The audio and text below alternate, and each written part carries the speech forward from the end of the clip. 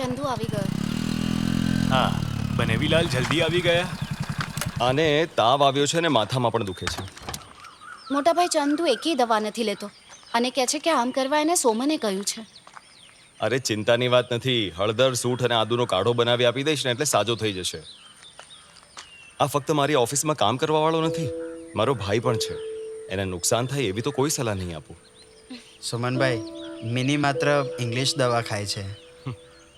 તમે આ ઇંગ્લિશ મેડિસિનને ઓછી નહીં આંકતા. ઘણી બીમારીમાં એ જ કામ કરતી હોય છે. એ વખતે હળદર આદુ જેવું કંઈ કામ નથી આવતું. તમને પેરાસિટામોલની આડઅસર વિશે તો ખબર જ હશે ને? હા, અંદર કયા કયા રસાયણો આવે છે એ ખબર છે? આ બધું જાણ્યા વગર જ આપણે આ બધી દવાઓ ખાઈ લઈએ છીએ. થોડી વાર માટે સૂઈ જજે. તમારી પત્ની પાછી આવી ગઈ? હા, પાછી આવી ગઈ. મમ્મી પપ્પાની યાદ આવી ગઈ. આટલો બધો સમય દૂર નથી રહીને. ચાલો આવજો.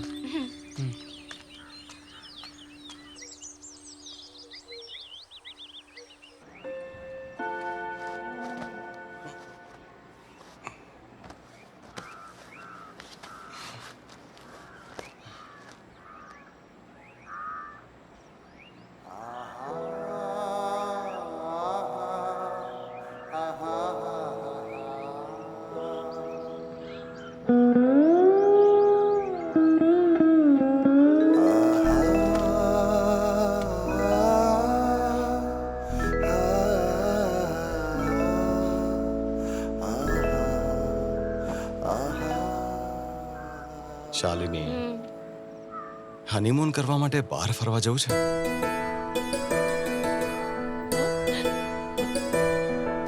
આપણે ક્યારે નીકળવાનું છે? બા માટે એક અઠવાડિયાનું કરિયાણું લઈ આવીએ, પછી કશે ફરવા જઈએ. એક અઠવાડિયા માટે? બહુ મજા આવશે. તો ચાલો બધી જગ્યાનું લિસ્ટ બનાવી લઈએ. એની શું જરૂર છે? સૌથી પહેલા કોડાઈકનાલ જઈશું. બોલ, શું કહે છે?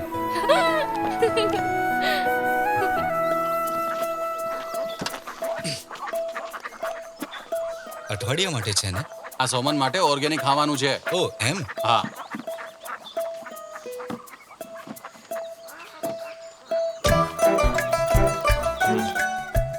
આને સંભાળીને રાખજે ભાઈ.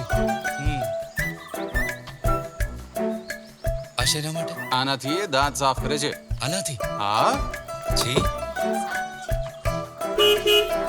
આ શું કરે છે? ગાડીના બધા પેપર તો બરાબર છે ને? હા, બધું ક્લિયર છે. કોડાઈકનાલ પહોંચી જશું ને? તમારે માત્ર જવું છે કે પાછા પણ આવવું છે? મારી સામે હોશિયાર બને છે. અ, હા, ધ્યાન રાખજે. કયા ગ્રહ પરથી આવે છે? બધા ભેગા કેમ થયા છે? આ ગાડી ક્યાંથી આવી? હા, આ સોમન હનીમૂન માટે જઈ રહ્યો છે. ઓર્ગેનિક ગાર્ડનમાં જતો હશે, બરાબર ને સોમન? આનો જવાબ તને હમણાં જોઈએ છે કે પછી આવીને આપું? મને જવાબ નથી જોઈતો, હું તો ચાલ્યો. હા, જલ્દી નીકળ. બા, રોજ સવારે આમળાનો રસ પીવાનું ભૂલતા નહીં. ચાલ. ચાલો અમે જઈએ છીએ. કેવું ચાલો લાગે છે? આવજો. શાલિની. બેસી ગયા? હા, ચાલ હવે ગાડી ચલાવો. હા. હનીમૂન માટે તને નહીં લઈ ગયા? હા, આપણા હનીમૂનના દિવસો પૂરા થયા. હા. ચાલ, ચાલ જઈએ. અરે બસ અહીંયા ઉભી રાખો. જરા થોડી વાર રિક્ષા ઉભી રાખજો, હું હમણાં સામાન લઈને આવું છું. હા, માજી પણ વેટિંગ ચાર્જ આપી હા. દેજો. ભાઈ મટન પફ છે? મટન? હા. અરે ચિકન, મટન, શાકભાજી બધું મળે છે અહીં. શાકભાજી મારો કૂતરો ખાશે. મને જલ્દીથી 2 મટન પફ આપી દો.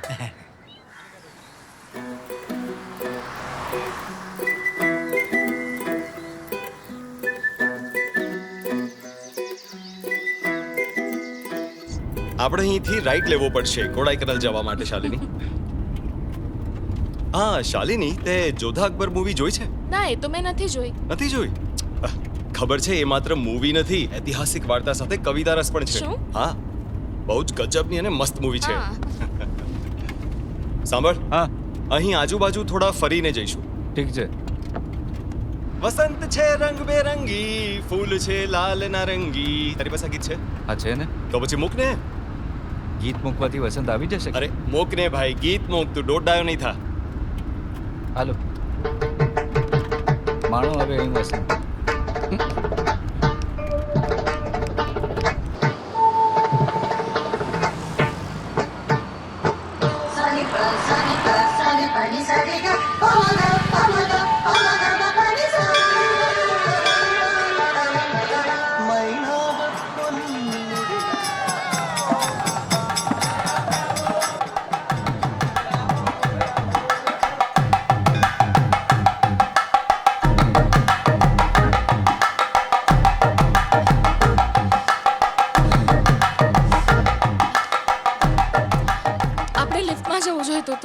આપણી પાસે સમય જ સમય છે, જરાય ઉતાવળ નથી.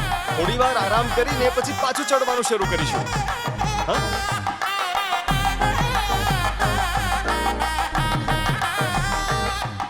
કેટલું સરસ વ્યૂ દેખાય છે ને. બીજી વાર આવશું ને ત્યારે બાને પણ સાથે લઈ આવશું. તને ના ગમ્યું? આપણે છે ને અહીંથી થોડા વધારે સિંગ સાકરિયા લઈ લઈશું તારા મમ્મી પપ્પા માટે. એ લોકો પણ શું યાદ કરશે. એની કોઈ જરૂર નથી. હા, એમને કહેતા ને કે આપણે ઉપર સુધી ચડીને આવ્યા. ચાલો.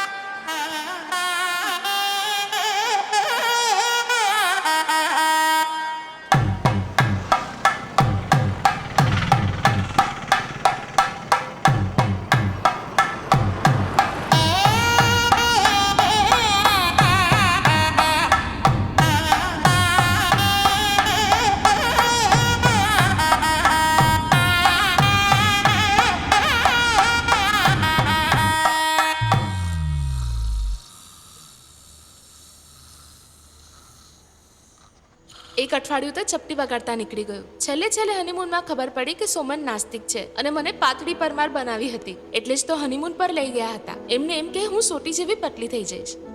જો કે હનીમૂનમાં અમને બહુ જલસા પડી ગયા.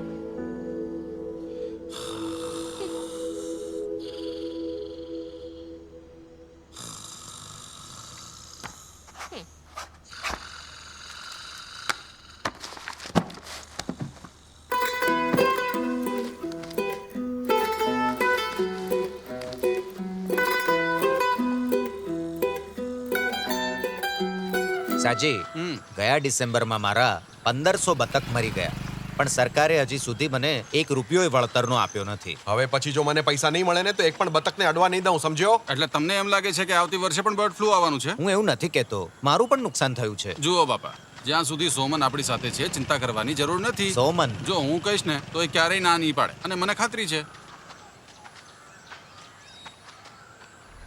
સાજી, મેં ફોન પર કહેલું ને સરકારે ભરપાઈ મંજૂર નથી કરી, તો શા માટે તું વાડીથી વઘાર લઈ રહ્યો છે? વાડેથી વઘાર? તમે અમને કહ્યું હતું ને, એટલે જ પાંજરામાં અમે અમારા બધા બતક બાળી નાખેલા. મૂંગો થાને. બતકને બાળવા માટે મેં કહ્યું હતું?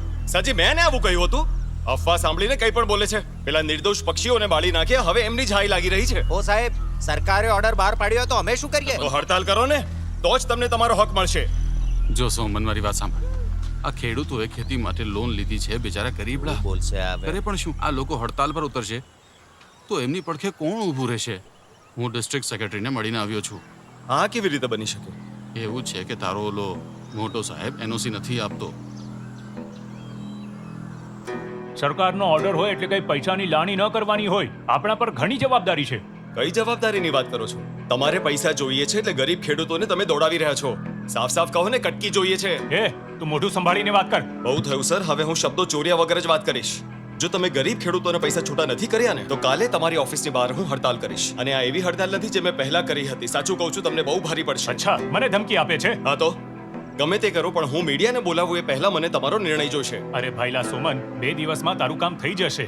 તમે કહો છો એટલે ફક્ત 2 દિવસ, પણ તે પછી તમને ચેતવણી આપ્યા વગર જ મારે જે કરવું હશે તે કરીશ. હા ઠીક છે મારા બાપ. ત્રાસવાદી. આજો, ગાડી આવી ગઈ. આજો, બરાબર સાફ કર. તને રોજ મારે એકનું એક કામ બતાવવાનું. હા, સાફ કરું છું. બરાબર. કેટલા 2-3 બોક્સ આપી દો. નીના, રોસી અને રમીની તો પહેલાથી જ લઈ ગઈ છે. તો આ મહિને કોણ નથી લઈ ગયું? અરે આ વસ્તુ પડી રહેશે તો કઈ ખરાબ નહીં થાય. પણ આ મહિને લેવા કોણ નથી આવ્યું? પેલો પાગલ માણસ દર મહિને અહીંયા આવે છે, પણ આ મહિને નથી આવ્યો. તું સોમનની વાત કરે એ જ છે? ને વળી. હા, એક બોક્સ મૂકી દે. એક થઈ રહેશે. અરે સોમન, અહીંયા આવ જરા. અભિનંદન. શેના માટે? તો શું તે આ કામ નથી કર્યું? કયા કામની વાત કરો છો? સિલસિલામાં જ્યારે સંજીવ કુમાર બહાર જાય છે ત્યારે અમિતાભ રેખાની ઘરે જાય છે. હા, હવે તું પણ જા ઘરે. આ હમણાં તાજા છે. 2 કિલો આપી દઉં કે? હે,